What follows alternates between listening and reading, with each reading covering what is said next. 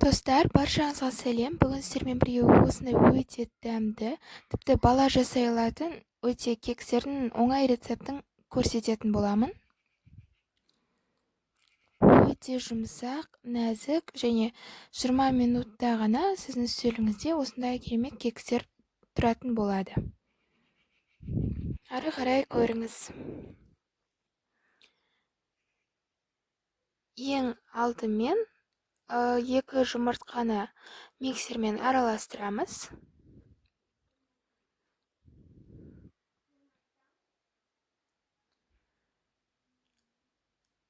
Бастапқы скоростьта, жылдамдықта, енді оған ақырындап қант қоса бастаймыз. Барлық ингредиенттерді видеоның описаниясынан қараңыз.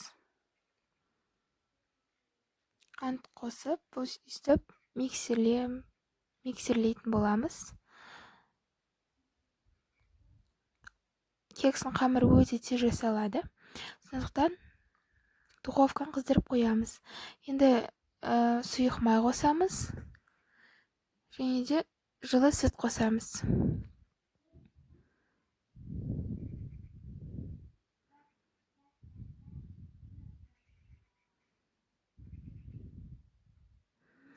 Міне осындай пышты массаға айналу керек.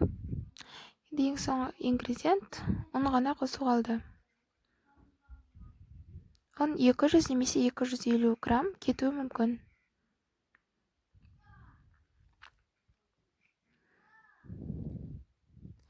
Енді тағы да ақырындап абайлап араластырамыз.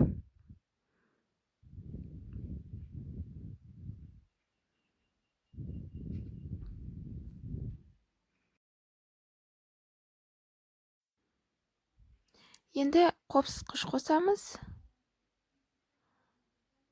Және де тағы да ең соңғы рет миксермен араластырып шығамыз.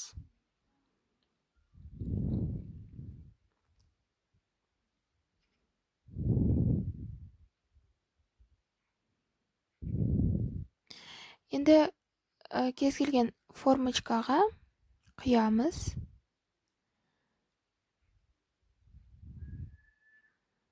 Формочкалар толтырғаннан кейін 180 градуста 20-25 минут пісіреміз. Міне кекстеріміз осындай күшті болып шығады. Міндетті түрде жасап көріңіз. 15-20 минутта ғана піседі. Міндетті түрде жасап көріңіз. Өте жеңіл рецепт. Тіпті менің інім де өзі жасай алады. Сондықтан сіз де міндетті түрде қайталап көріңіз. Сіздің қолыңызда міндетті түрде келеді. Видео ұнаса міндетті түрде лайк басып, каналға тіркеліңіз.